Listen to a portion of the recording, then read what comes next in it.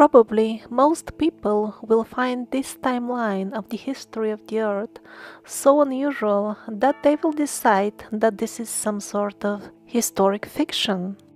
My actual intention is far from writing a fictional story. These are simply the main conclusions about the history of the earth, based on all reliable sources that I could find so far. This presentation will be only about the conclusions.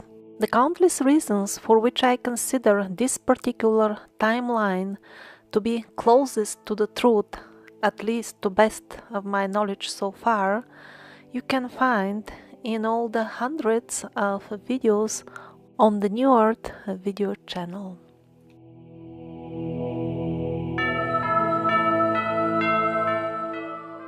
Although the Earth is extremely old and countless civilizations, groups of souls have come here to participate in this theater, our idea of what history is applicable to only relatively recent civilizations, because before that, this theater play that we call life was in other dimensions and other timelines, which we cannot comprehend.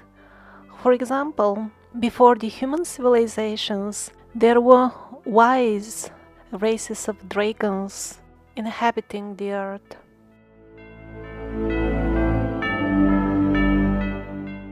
So then let's start with what we can actually comprehend. And that's a human civilization very much like ours. They had cities which looked like our cities. They had cars very similar to us. And at the point where they reached a technological development more or less of the type which we have reached in our stage of evolution, or maybe devolution, at that point they simply blew themselves up completely in a nuclear war. After that tragic scene of the grand theater called Earth, many of the souls, seeing that their playgrounds for incarnation and reincarnation was destroyed, they left for other spheres, maybe you will call them planets, to find a new home and incarnate in different theaters.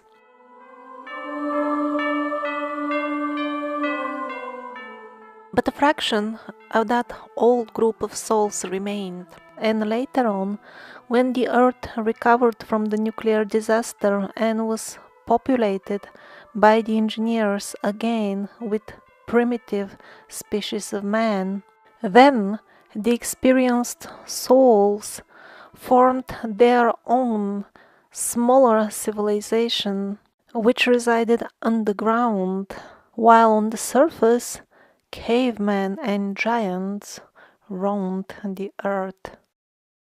We call this civilization Lemuria, or Mu. They call themselves Lumanians.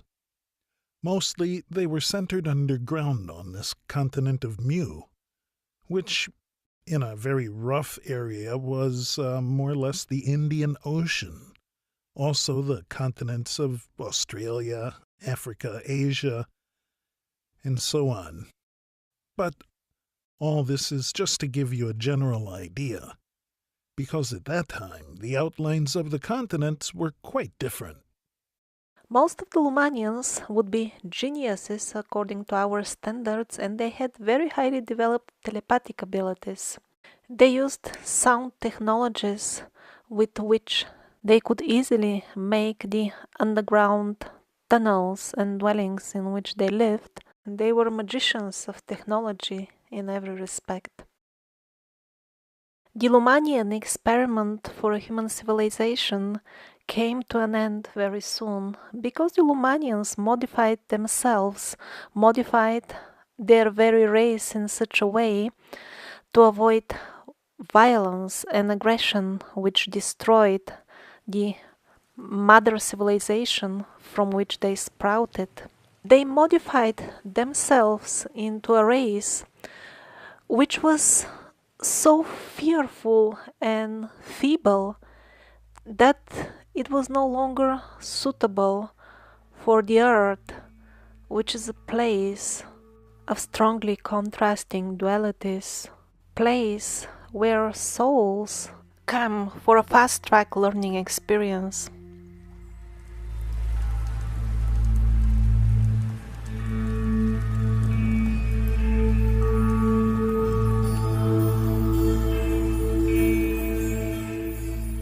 Although the cavemen were relatively simple people, and more or less what we've heard about them in school is correct, still there are aspects of their lives which we ignore simply because we cannot comprehend. For example, they were capable of clearly perceiving spirits.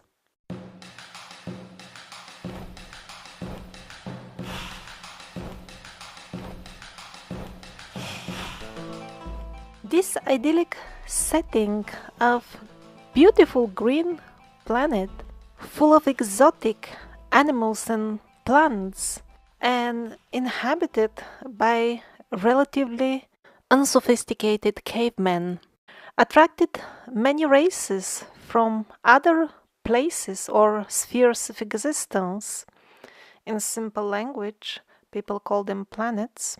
They came and settled as numerous colonies on Earth. There were no worldwide advanced civilizations after the one which blew itself up in a nuclear war, but there were numerous groups of advanced races which coexisted with the cavemen. The most famous of them is Atlantis. The original Atlanteans who landed on Earth were beings of light and goodness and had unimaginable for us level of technological knowledge in terms of crystals and other things which are far beyond us currently. But since the Earth is a place of duality, eventually they got infiltrated by the forces of evil, and the sick ambitions of those forces went far beyond further than destroying the paradise of the Atlanteans. They also foolishly dared to embark on corrupting the subtle guardian angel, so to say, spheres, layers of the earthly existence. At that point, the keepers of the time decided that it is time to end the Atlantean experiment, and the full thing, the full island, sunk into the ocean, probably the Pacific Ocean, in what now most people would call naively natural disaster. Well, in older times, people called it differently, and they were closer to the truth.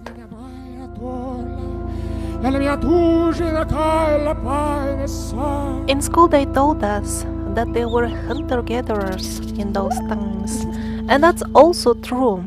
But some of them were more advanced than me and you in every respect, even in terms of technology. How?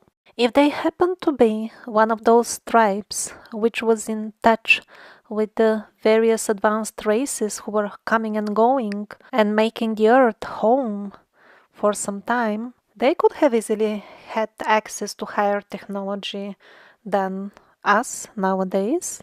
And that is why amongst the artifacts of really primitive ancient settlements, sometimes objects are found which we cannot duplicate nowadays. We don't have tools which could cut so precisely or polish without damaging a given fragile material, and so on. Such findings may appear mysterious as long as we ask the wrong question: how could those primitive people make such things? But if we view it from the right perspective of this overall situation of various advanced races coming and going, then there is no mystery, then everything falls into place. So let's look further into this parallel between the advanced hunter-gatherer and the primitive modern person, me, for example. The hunter-gatherer didn't have a dishwasher, but he didn't even need one because much tastier and healthier food would be freely available if he only walks out of the door. We tend to assume that all primitive people were less educated than us, but this was not the case. Those few who were in touch with advanced races from other spaces who came with good intentions, they were far better informed in terms of cosmology and history than the modern man. We imagine that we know everything because they are showing us some digital images of Mars and I don't know what else. But are they really genuine? Don't forget that we were told lies about landing on the moon and that we are being told lies about some international space station which swallows billions as funding and yet has not produced even a single scientific result which would help humanity in any way. So, possibly, even a caveman or a hunter and gatherer would have known more about the cosmos than us just because he had a genuine source of knowledge.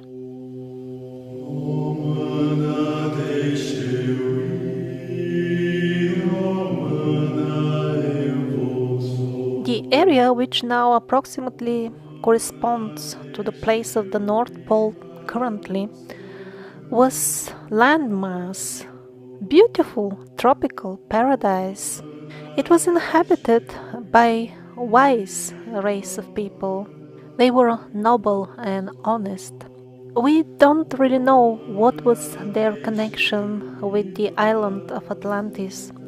Were they a fraction of the good people of Atlantis? Were they even connected in any way with the Atlantis, the island in the ocean? Hard to say at this point, but it seems that they existed even after the sinking of Atlantis. And they were kind to the primitive earthly inhabitants. They educated them, and in return, the simple tribal people revered them as gods. Back then, the position of the land masses on Earth and the poles was radically different. All of a sudden, the beautiful paradise of the North Pole was turned into an uninhabitable, frozen, dead land. Seen from the perspective of the modern timeline, in which most people believe, these events should have happened some 12,000 years ago. But the timing in reality is absolutely wrong. First of all, because these calculations are based on absolutely unreliable dating methods, and second of all, due to cleverly introduced new calendars and due to fraudulent rewriting of history, the historic timestamp, the entire timeline, as we've heard it in school, is so distorted that it barely deserves to be called history anymore. Probably the Hyperborean paradise was destroyed relatively not so long ago because the mammoths, which froze instantly while chewing with the grass in their mouth, they are still quite fresh when they defrost them. They are used as source of food till date by the locals in Siberia. Their blood is sometimes still flowing when their frozen bodies get defrosted. Can it be really by chance that the traditional Nordic history tells us about an evil race of giants who used the technique of instant freezing as a weapon? Yes, there were giants, bad giants, good giants. There were dwarfs, dragons. and all the other creatures that we hear about from the fairy tales. The traditional fairy tales are much more close to the actual ancient history of the earth than the historic fantasies preached in the brainwashing institutions called schools. Numerous bone remains of giants have been found to testify to their existence. And, as far as the races of the dwarves, well, they were openly in contact with people, up to a couple of 100 years ago in Siberia, and their abandoned dwellings are to be found at many places in Europe and Asia. They are obviously too small for us, not only in the sense of fitting inside comfortably, but also in many cases we simply can't get through the door. Official sources suggest that they were made by kids or all kinds of similarly silly stories. And I can accept that even kids in those times could have been smarter than us. But on the other hand, looking at the actual size of the dwellings and the tunnels, the shadow of doubt creeps into my mind. Really, did toddlers engineer a network of tunnels kilometers long? Did they dig it into the solid bedrock? The dinosaurs also coexisted with people, and not millions of years ago, but in the very recent past. We have numerous medieval depictions of dinosaurs and dragons, and they are depicted with vivid and minor details. We can confirm that those details are true by examining their skeletons, but how did the medieval artists know those details if they didn't have more or less direct contact with the animals?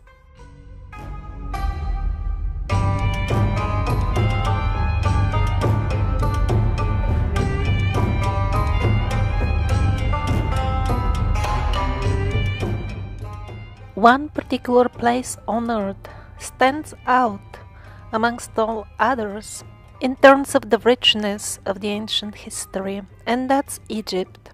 Various races, both human-like and unlike, made Egypt their home through the ages. One can see how did these races look like from the ancient Egyptian art. Very high levels of knowledge were revealed to the ancient Egyptians. Initially, it was for everybody, and at the later stages it became a privilege of the priests and the rulers only. The source of the knowledge were not only the advanced races, but also souls that I will call speakers. The primary reason for which the souls of the speakers come into human bodies is to spread genuine knowledge. They are kind of the human form representatives of the Adityas, the kind and benevolent engineers of the universe. When a given soul incarnates on earth, its memories are partially suppressed. Otherwise, the incarnated person wouldn't be able to benefit from the learning process on earth. If our memories were not hidden to some extent, then our earthly life would be like showing up for a test while you have all the answers and the questions in your pocket. But when the souls of the speakers incarnate, often they would have their memories hidden to a lesser extent compared to the people around them. Jesus Christ is the perfect example of such a soul of a speaker which came in human body, and there were many of them in ancient Egypt. When did the civilization develop over there? We have no clue. Some even say that some of the ships of the people of Atlantis landed in Egypt.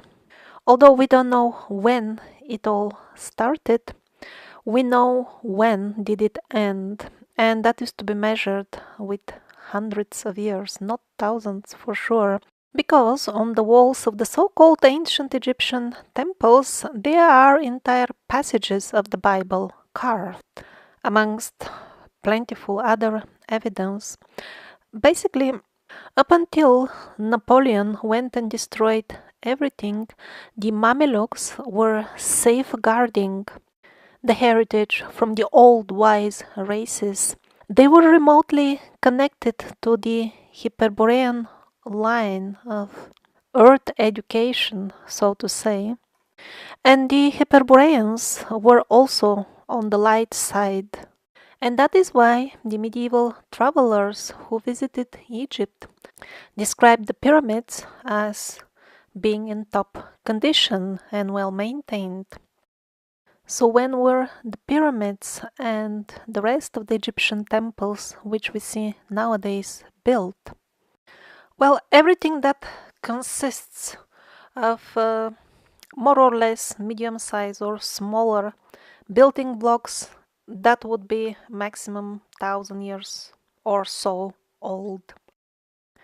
Even if it has traces of very advanced technology, even as close as 1,000 or 2,000 years ago, there was high-tech knowledge, probably beyond our imagination even, at least for certain groups in the society in Egypt. Now, what we see on many of the archaeological sites in Egypt is that on the top we have a structure of medium-sized or small stone, relatively, at least in megalithic terms. But then in the bases we have really giant stones and much higher quality of masonry work. Now those, along with places like the Osirian and the Sphinx, could be indeed older. As the earth was getting ready for the dark ages of the arrogant people, places with highly developed civilizations were just obliterated, archived. We don't know how exactly Sahara was formed. The wide range of official hypotheses don't seem to hold much water, and even the type of sand of which Sahara is made raises so many questions to the point that even mainstream researchers doubt its earthly origin. But we know the history of another desert in the vicinity of the Egyptian desert, and the story sounds very similar. Area very pleasant for habitation, with beautiful lush greenery, turns into a desert in a blink. And that's the desert around the Dead Sea. On one side we get details of how Sodom and Gomorrah were destroyed from the Bible, which is confirmed by the balls of almost pure sulfur, which can be put on fire even till date, and they are found in a certain small area on the shores of the Dead Sea. And on the other hand, we have the molten, flowing stone in Petra, which is again part of that desert area around the Dead Sea. Stone, unlike ice cream, doesn't melt just like that if you leave it under the sun. It's hard for us to imagine what could have melted something the size of Petra, kilometers long. But if we really want to know the origin of the deserts, this needs to be seriously researched.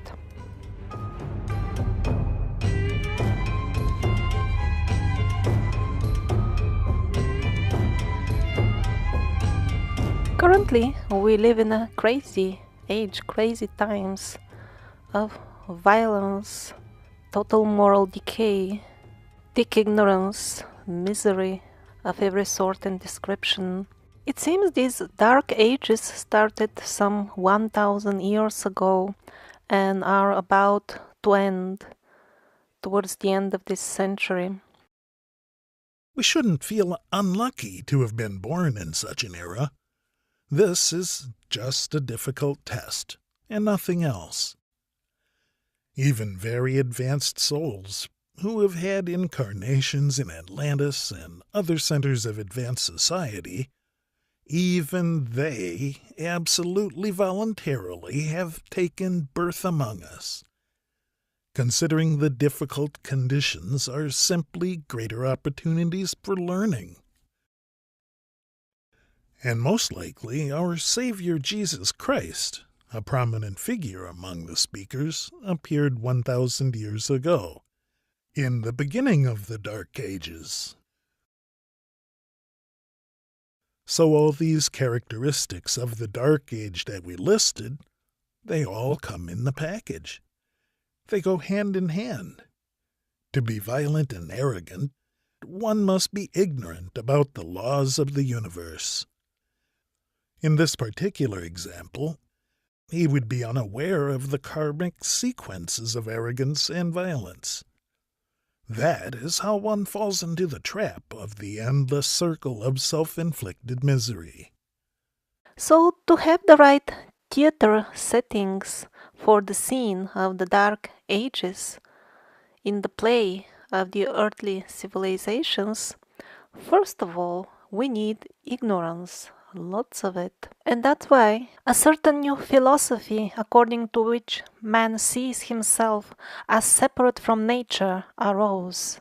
And I mean connection to nature in a far deeper level than the kindergarten level simplified understanding that we have nowadays. Like, for example, I go out for a picnic, I sit under a tree, I'm connected to nature. I come back home, I'm not connected to nature. In the antiquity, connection with nature was on a completely different level. For example, we know from modern experiments that plants react to various types of music. Well, some people in antiquity could even communicate with the plants using that language. Or, another example, modern experiments show that certain crops in the fields, the individual plants also communicate with each other, sending some sort of signals when, for example, predators approach or there is some danger in the vicinity. Well, some people that we would call very primitive were so finely tuned with the environment that they could sense these very subtle signals from the plants. And actually, we're the primitive ones because we know very little about these signals. Actually, plants have a lot more information and they can share it. And some of the people in deep antiquity, they were tuned to the point that they could exchange information with plants and animals. And in some cases, even features of the landscape which we are convinced are completely dead.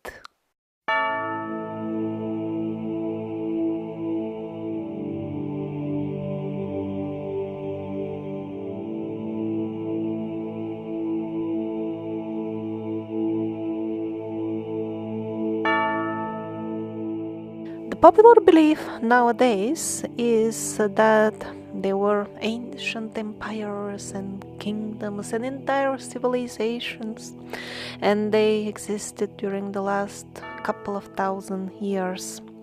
Actually, it seems all that was packed within the last 1000 years only, as shown by the absolutely brilliant research of Anatoly Fomenko.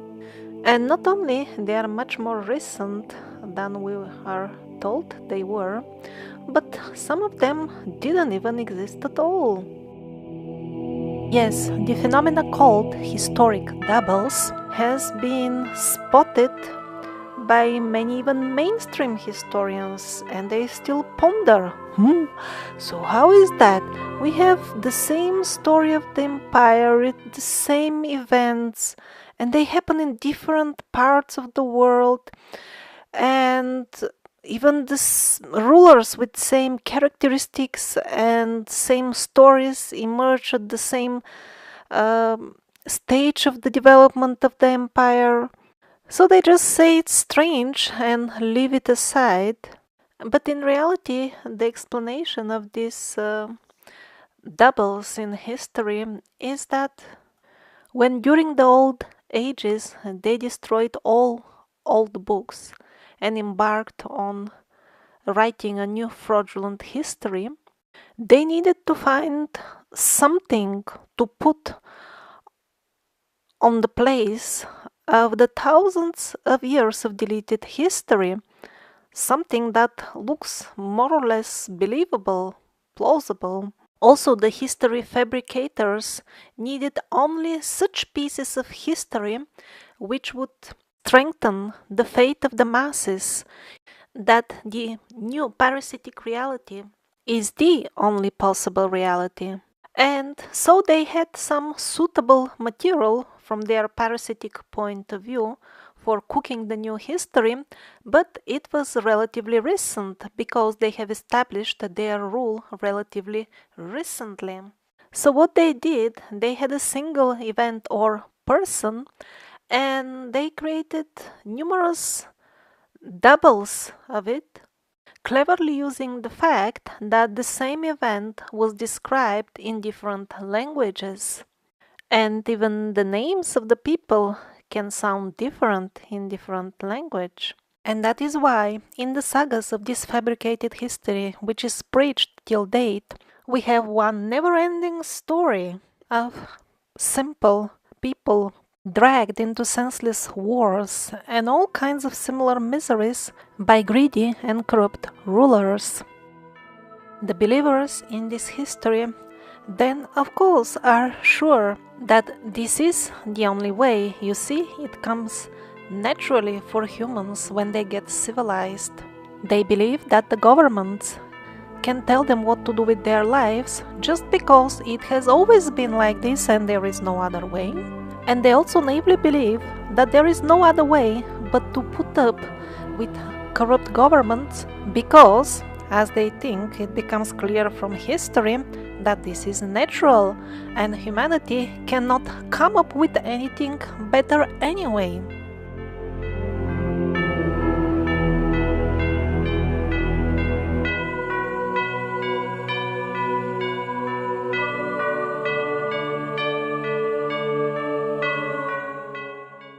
During the Middle Ages, the situation with the achievements of technology was non-different than before.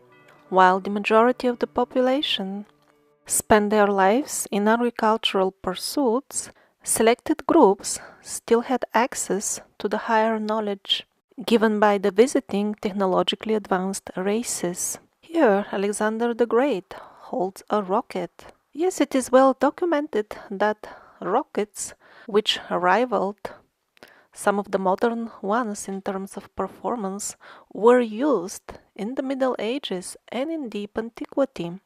Another example would be some paintings of Leonardo da Vinci. They don't seem to have been made with brush on canvas, because the layer of the paint is just way too thin to have been applied with brush. Or what about Tesla coil electricity in the Middle Ages? The fireworks in this historic depiction do fit in the modern idea that we have of how the Middle Ages were, but the Tesla style installation and the performance doesn't.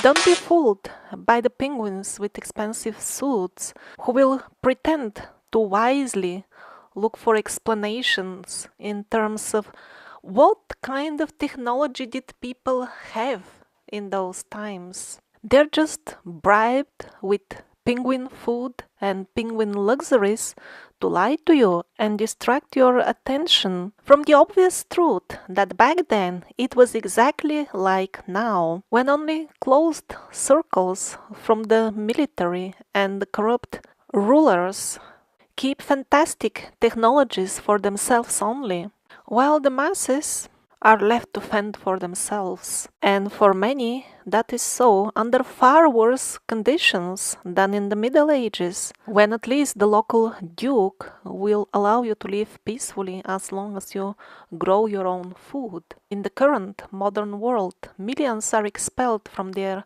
homelands, forced to feed from trash fields, in refugee camps in Africa, in tiny prison cells / apartments in polluted cities, fed with microwaved and canned food. So during the dark age that we live in, the souls on earth are given a chance to face the ugliest thought forms created by them themselves in previous incarnations, and now it's surfaced. To create a suitable scene of the theater on earth, the forces of evil were given green light to do almost anything they wish. Hell broke loose on earth. The wise, the keepers of the knowledge, were given a choice to either be burned alive or become servants of the dark side. Many millions of the nature people chose, of course, to leave their bodies instead of selling their souls to the devil. In Siberia, they even had a decree. They sentenced to death all elders who were of age of 300 or more. Even as close as a couple of hundred years ago, many people were not yet genetically so modified to die quickly as we do. The human race was downgraded to what we are currently by introducing new races which were retarded in comparison to the kind of people that lived there before. They mixed with the existing people, and we are the result of that mixture, even as close as the Middle Ages. The racial diversity was far greater than now. There were still giants, there were people with elongated skulls. Definitely there were dwarfs, sometimes mingling with people. And it is only very, very recently that we have been reduced to a common denominator. The original humans were very robust and disease resistant, as all creatures in the natural world, of course. The benevolent engineers of the earth did not use China quality products. So healthy body, clear mind, that was unbearable for the devilish forces. Hooded creatures appeared at the edges of the villages and cities. They sprinkled or sprayed something. After the spraying, the plague would devour the village or the city. This program is still in operation till date. Quite few modern research laboratories published works showing that the viruses of the diseases for modern mass destruction were produced in laboratory conditions and not out there in nature. Various so-called vaccinations actually make people autistic, while at the same time wonderful and really healing natural herbs are sold with the obligatory label that this is not meant to heal anything. But that's the case only with the milder ones, the really powerful cures. They are totally banned by laws about the so-called war on drugs, plants allegedly protected by patents or other frauds.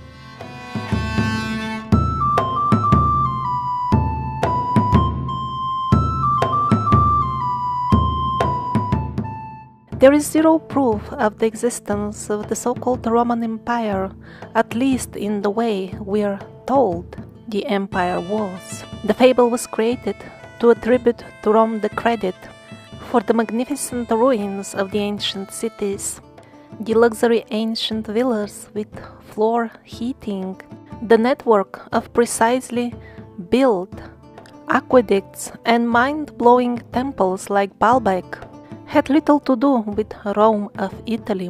They were built instead by the craftsmen of their respective areas, who in their turn were influenced and educated by the Hyperborean line of teachings or other visiting races, the memory about which has been completely erased.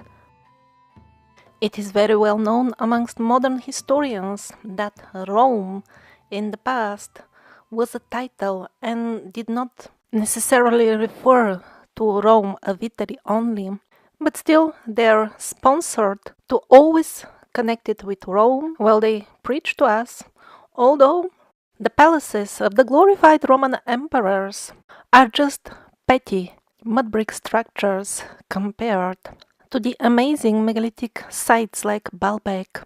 There is much more high quality stuff and much more ruins in Asia Minor and Northern Africa, and not in Europe where they should have been if the stories about the glorious Greco-Romans were true.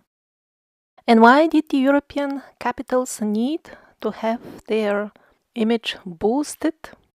Because in the times that we now call Reformation period, the demonic forces managed to corrupt the human morals to the point that they could make certain governments their puppets and then carry out most hideous atrocities through that medium. Centrally orchestrated and suicidal for the human race wars became the prime medium at this point. Sadly, it is such a waste of time to read the modern version of the medieval history. They distract us with miles-long descriptions for the so-called reasons of the countless wars and massacres of those times. These so-called reasons for all these wars, and for all wars till nowadays, are actually the staged events which trapped the common people, defrauded them to take part in the suicidal wars. Of course, it's always easier to defraud a person who is out of his mind, and that's why the mass alcoholism was forced by various government programs, which run till date. Now they are taken over by the advertisement industry. And still, there were people who figured out the deceit. They were brutally murdered on the main squares. And at the ghastly scenes of their corpses, people were read governmental decrees, which told the people which is the correct history you must believe in or be the next corpse on the square. This practice with the decrees runs till modern days. For example, the Second World War, we still have live witnesses. So what if they start talking about how things really were during that war? That is why in the countries where witnesses and other evidence can emerge, there are strict laws which forbid and ban any discussion of the official version of the history of the war. And surprise, surprise, exactly about the events about which discussion is forbidden, evidence emerges that the official history is highly questionable. What a coincidence that it is exactly those events. We live in a magical world full of coincidences, don't we?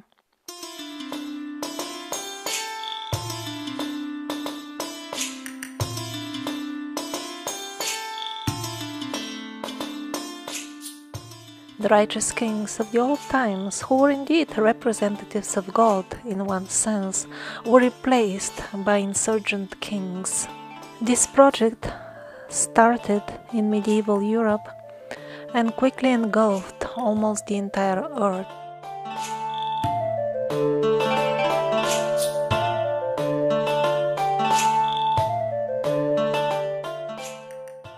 Still, that was for the rulers only. The common people remained convinced that high morals and an honorable life were the ways of normal humans. It is hard to say now how much of that educational work was done by the Hyperborean line, how much by the other races, and how much of by individual speakers who would descend to enlighten on a more local and limited scale. We can't say that because all of the old books were destroyed or hidden during the Middle Ages. They were substituted with forged copies, where the meaning itself was twisted beyond recognition. These are the copies which the modern historians, the penguins, wave in our faces and tell us that these are the authentic, genuine books. So the situation with the high level of the morals of the people was unbearable for the bloodthirsty forces of darkness. Quickly, they organized armies and embarked on a worldwide slaughter, which in the modern history books is cunningly depicted as a chain. It is as if unrelated local events, the result of local skirmishes, and the hideous genocide of the local tribes of both Americas actually had nothing to do with colonialism. Even if the actual soldiers who carried out the atrocities on the field believed that it is colonialism. If we, the generations who come afterwards, want to get out of the vicious, endless circle of suicidal wars, we will have to recognize the truth behind the reasons of all centrally orchestrated wars. Other genocides are barely mentioned in the commonly known history, like that of Europe, wrongly associated with some religious reformation. It had nothing to do with that. South Africa, India, Siberia. How many people are even aware of them? What to speak of their extent or reason? In Northern and Central Asia, the nature people of the old times managed to escape the onslaughts of the dark forces for a very short time, and they even gathered an army which went all the way to Europe and reclaimed the lands which were under parasitic rule at that time. And we hear about this in the modern history. It is called the invasion of Genghis Khan. Was it really an invasion or just a reclaim? We don't know, but certainly the Genghis Khan forces had little to do with Mongolia. Yes, Mongolia was part of the kingdom of the Great Khan, as they called it in that time, but it was a very small part of it. Again, the modern information is based on twisting the meaning of archaic words and mixing them with modern meanings. Europe was conquered by the Mongols, which is different from the nowadays Mongolians, very peaceful people who could have never gathered an army that could reach Europe, what to speak of conquering it. But yes, Mongolia derived its name from the Mongols. The words definitely have the same root, and there were Mongols all over Asia, all the way from India to Siberia.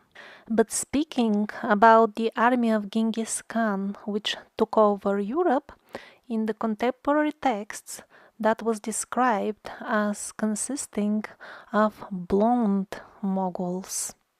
Those people had their empire. It was called Tartaria in West European sources.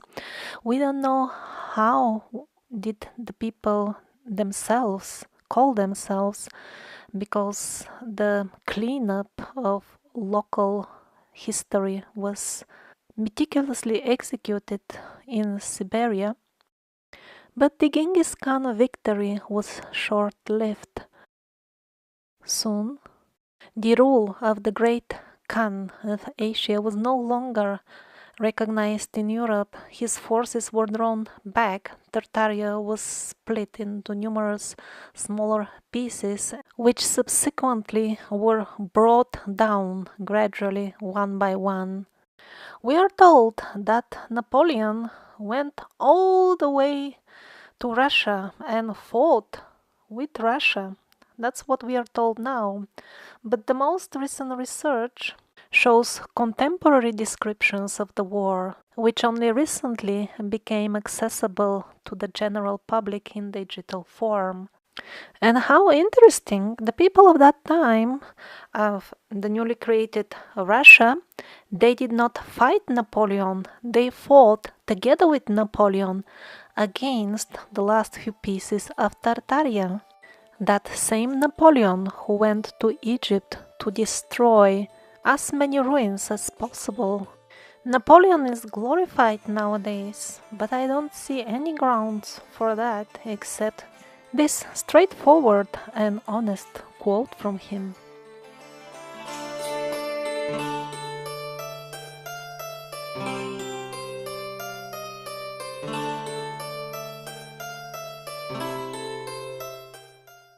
In the older times, people had rites and celebrations devoted to nature, to the pulse of the earth, which they still felt. In modern times, they were replaced by national holidays, commemorating how the dark forces tricked us into certain bloody battle or war. Commemorating such events means giving our energy to them, making them to some extent an object of our meditation, creating further thought forms which sooner or later in this life or the next will fructify in the form of real events. Then we'll call it bad luck which is upon us. Just like herds, they gather us at squares and town halls.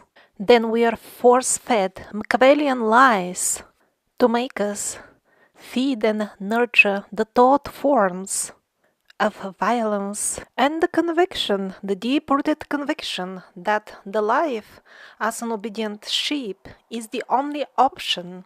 The puppet sheep, which stands on the elevated place, will not hesitate even to summon us to nurture the violent thought forms in the name of our forefathers who died and suffered heroically for our future. Yeah, what kind of future do they mean? Imagine your grandfather really participated in a war. Probably he was drafted against his own will. Would he be really happy watching his grandson from heaven, hopefully, repeat his own mistakes and perpetuate the dark future by endorsing further wars?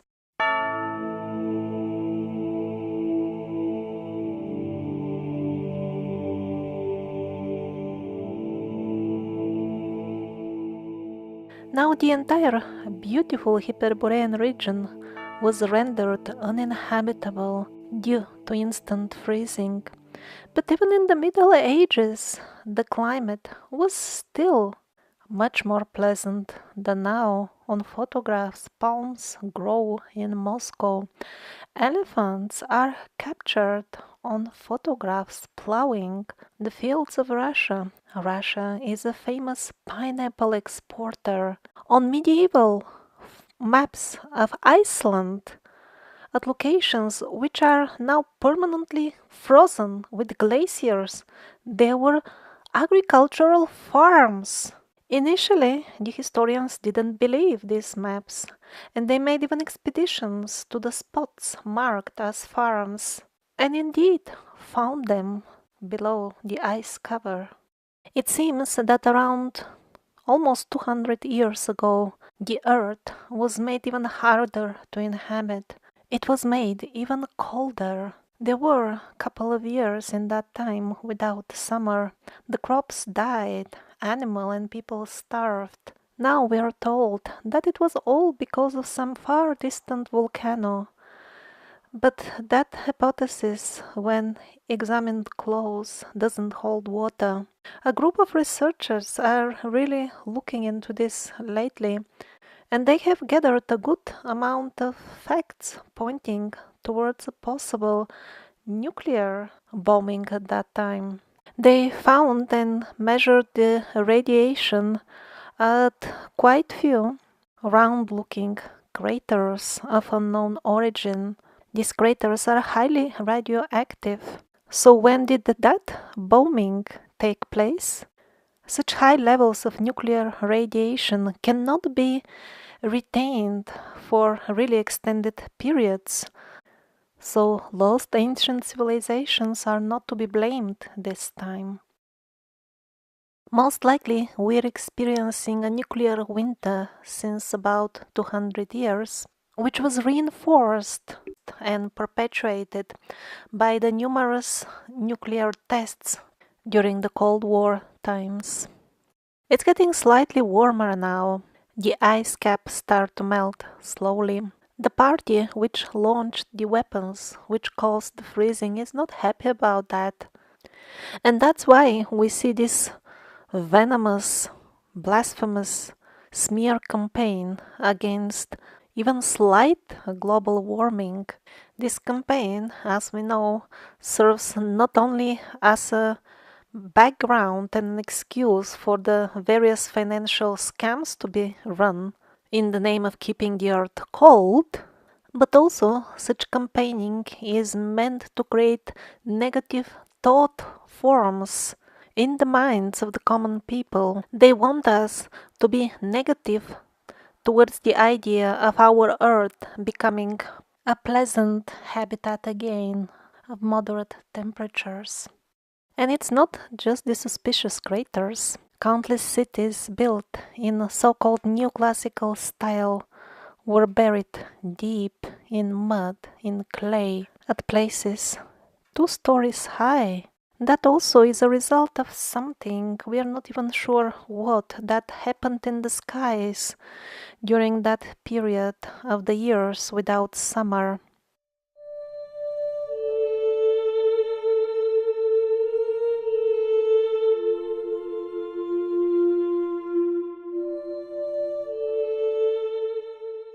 So 2 points in the very recent history of the earth seem to stand out. One is 1000 years ago, the beginning of the dark age of violence, and then a crucial moment of about 200 years ago also repeatedly comes up in absolutely unrelated sources. So before that time we had other races of bigger people who also lived longer. Apparently this war/disaster really changed the face of the earth. That time is also mentioned by Seth as important because more or less it coincides with the so-called Industrial Revolution, when man completely divorced himself from nature and hastily started implementing newer and newer technologies which corner him into becoming a remotely controlled robot of the new province of hell called Earth.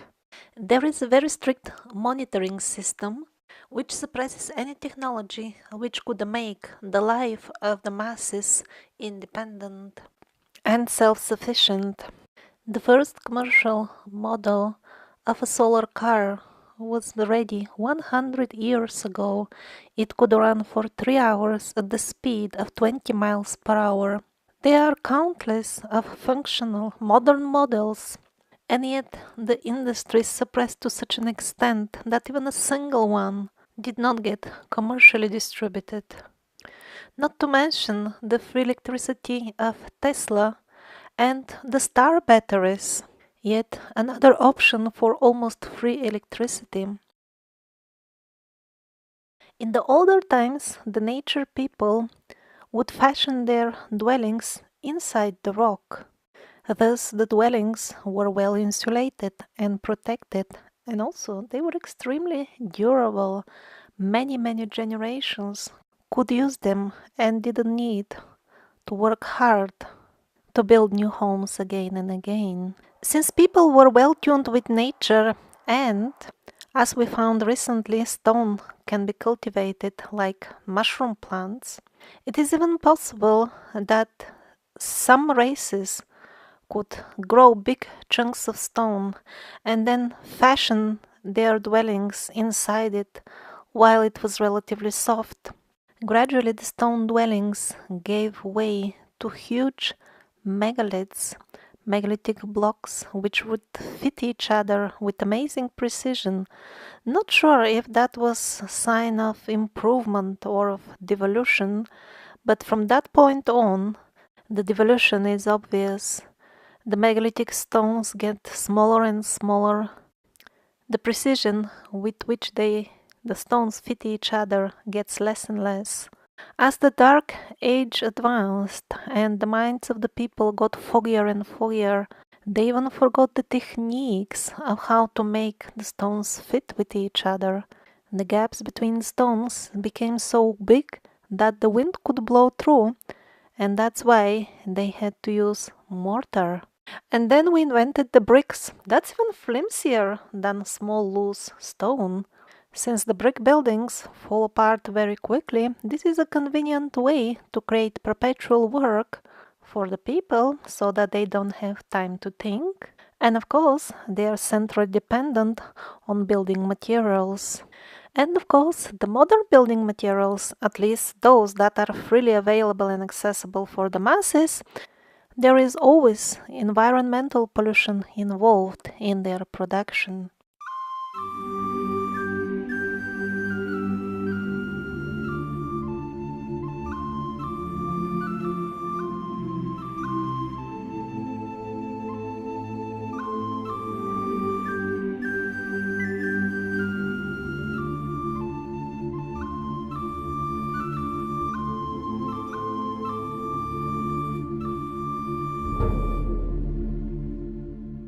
Life on Earth currently is very polarized, so to say.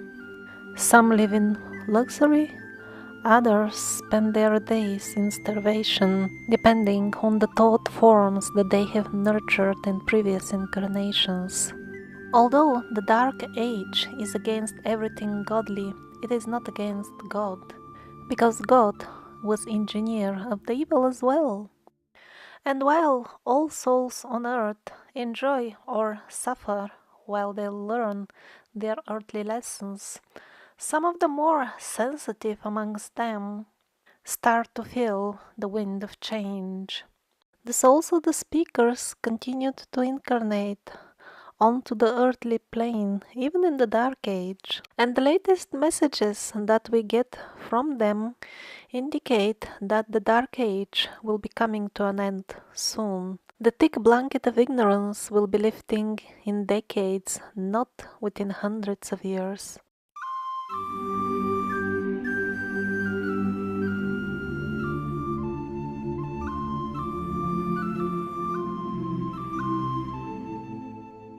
So, okay, the idea of the New Age is interesting, but how can it be practical? The parasitic way of life has grown into such a cancer, like one of those nasty cancers that spread their tentacles of disease to each and every organ, and it's impossible to remove them even surgically anymore because you have to cut all the organs if you want to remove them. It may look hopeless, but let's not forget what Edgar Cayce told us.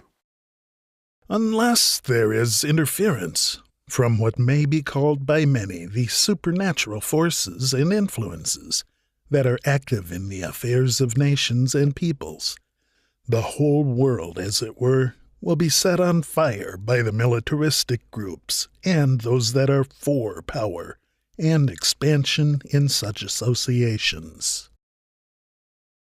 And the message of some other prophets who have proven themselves appear to be the same.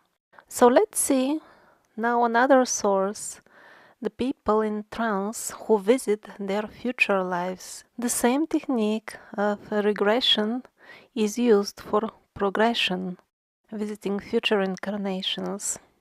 As far as the next 5 or even 10 years, no major changes are to be expected. But then, let's say in 100 years, the results of the progressions are quite interesting. Yes, people do get reborn, but when they describe the earth on which they get born again, it is quite shocking because half of them report unbelievable pollution and radiation from nuclear skirmishes. People can't breathe anymore. They try to build domes with clean air, and eventually they even leave the earth and they go to live in space, because although life is not completely exterminated, its earthly life becomes unbearable. And yet, other half of the people describe being born on a beautiful green earth. Humanity has come back to its senses, and the dark age of the stupid wars is a closed chapter of the history. People simply woke up from the nightmare of the parasitic reality. So I want to insert a small explanation note. These future life progressions, they should not be regarded as pure fantasy. They are recorded cases by the progression professionals in which people see events that would be impossible to just guess, and they do happen afterwards. And I'm not talking about minor events which could also be a product of wishful thinking just because you read the prediction. I'm talking about things like somebody saw an explosion, a large accident which happened in a manufacturing unit for flammable substances, and it was caused by the failure of somebody from the staff to wash his hands properly. And that event was seen in a past life progression sessions many years before it took place. So the information obtained from such sources of future progressions can't be just dismissed as fantasy. But in this case, it's a bit difficult to interpret. For example, those who are suffocating in extreme pollution, they are forced to go and live in orbit circling the Earth. Couldn't they go to the places where the New Age people live in peace and enjoy nature? Is it even possible that on half of the Earth you can't even go outside anymore without wearing a gas mask? While on the other half, people can't get enough from the beautiful clear skies, the crystal clear water, and the wonderful wild fruits. Is it really possible that people who are overloaded with thought forms of darkness at one point continue to live in a completely different parallel reality, while those who turn back and revive the ways of the old nature people, they continue their lives again on earth but in a different layer?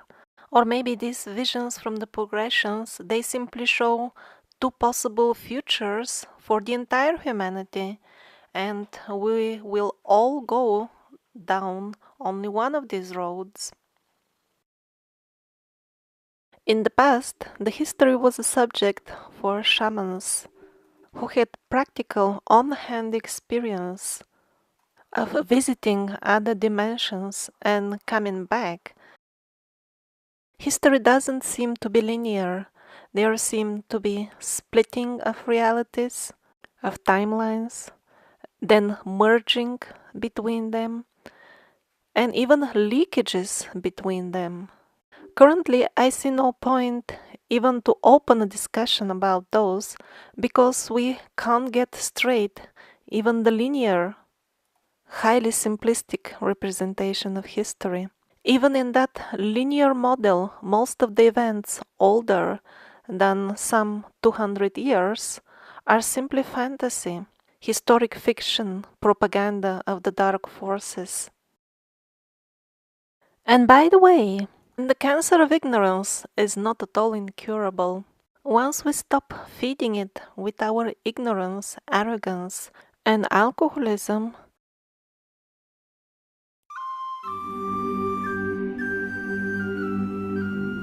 it will depart by itself voluntarily.